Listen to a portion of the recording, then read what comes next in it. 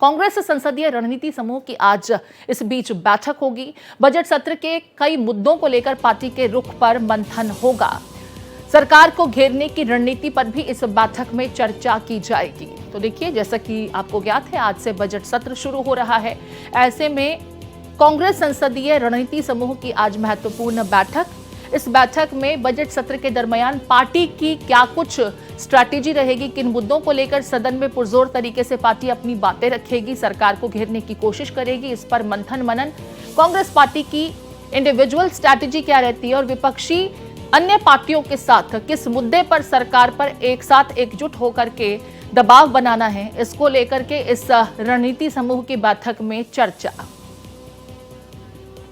हमारे साथ प्रशांत त्यागी जुड़ गए। प्रशांत का रुख कर लेते हैं। प्रशांत, बजट सत्र का दूसरा चरण आज से शुरू हो रहा है। इस बीच हमें याद है कि पहले चरण के दरमियान खास करके वक्फ विधेयक को लेकर के जो इनिशिएटिव्स लिए गए थे और उस पर विपक्षी खेमे की जो प्रतिक्रिया थी, तभी समझ में आ गया था कि दूसरा चरण जब इसको एग्जैक्टली इनिशिएट किया जाएगा तो हंगामा होगा। आज विपक्षी खेमे की क्या कुछ तैयारी, कांग्रेस की आज एक महत्वपूर्ण बैठक हो रही है, इसके बारे में जानना चाहेंगे। बिल्कुल, देखिए प्रीति, सबसे पहले आपको बता दूं कि बजट सत्र का ये दूसरा चरण है वो आज से शुरू हो रहा है। 4 अप्रैल तक ये जो सत्र है वो चलेगा, जिसमें करीब 36 ऐसे बिल हैं जिनको सरकार की कोशिश रहेगी उनको पारित करा जा सके। सबसे जो मुख्य एजेंडा इस वक्त सरकार का है वो वक्फ जो बिल है उसको पारित कराने का है, क्योंकि पिछला जो चरण रहा था बजट सत्र का, उसमें लोकसभा के अंदर जो रिपोर्ट थी उसको सौंप दिया गया था, उसको पारित माफ कीजिए उसको टेबल किया गया था जी। अब ऐसे में आज एक बड़ा हंगामा बिल्कुल देखने को मिल सकता है, क्योंकि विपक्ष लगातार वक्फ जो बिल सरकार की तरफ से जो रिपोर्ट तैयार की गई है उसका विरोध कर रहा है। अब ऐसे में जो सरकार का पक्ष है वो यही है कि जो ये बिल तैयार किया गया है वो मुसलमानों को हित में है और उनकी जो समस्याएं हैं वो इस बिल से हल हो जाएंगी। तो वही विपक्ष जो है वो इस बिल को, इस रिपोर्ट को पूरी तरह से बेबुनियाद बता रहा है और उनका कहना है कि जब जेपीसी की जो कमेटी बनाई गई थी वक्त पे, उस पे हमारा जो राय है वो नहीं ली गई, जो हमारे पॉइंट्स थे वो उसमें ऐड नहीं किए गए। और इसके अलावा आज ये भी जानकारी मिल रही है कि गृह मंत्री अमित शाह जो राष्ट्रपति शासन की मंजूरी है मणिपुर में, उसके प्रस्ताव को भी वो टेबल कर सकते हैं, उसका प्रस्ताव आज वो ला सकते हैं। साथ ही साथ निर्मला सीतारमण भी मणिपुर के बजट को लेकर कुछ जो संबोधन है वो सदन के अंदर दे सकती हैं।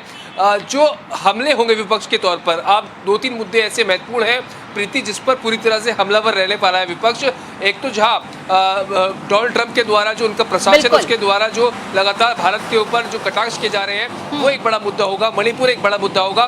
तो वहीं मुख्य तौर पर समाजवादी पार्टी जो है वो जो कुंभ मेले में जो भगदड़ हुई थी उसको लेकर एक अलग से एडजमेंट नोटिस दे रही है, उसमें चाहती है कि इस पूरे मुद्दे के ऊपर सदन के अंदर चर्चा हो। तो 3-4 मुद्दे ऐसे हैं जिस पर विपक्ष है जो रणनीति तैयार कर रहा है। कांग्रेस पार्टी की शाम को 6 बजे एक महत्वपूर्ण बैठक है, सीपीपी चेयरपर्सन सोनिया गांधी इस बैठक की अध्यक्षता करेंगी और रणनीति बनाई जाएगी कि आखिरकार किस तरह से सरकार को घेरना है, क्या क्या मुद्दे उठाने हैं और सांसदों को एक मैसेज जो है वो यहाँ पर देने की कोशिश की जाएगी कि जनता से जुड़े जो हित के मुद्दे हैं वो सदन में उठाने हैं।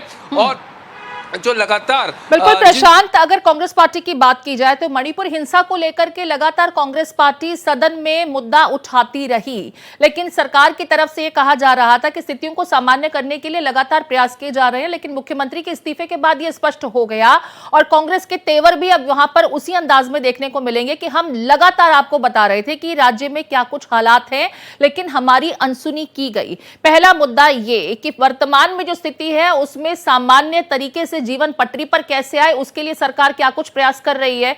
और साथ ही साथ जैसा कि आपने वक्फ को लेकर के कहा, जेपीसी की रिकमेंडेशंस को लेकर के विपक्षी खेमा लगातार हमलावर रहा है, इस पर भी निगाह बनी रहेगी। तमाम जानकारियां साझा करने के लिए आपका बहुत शुक्रिया।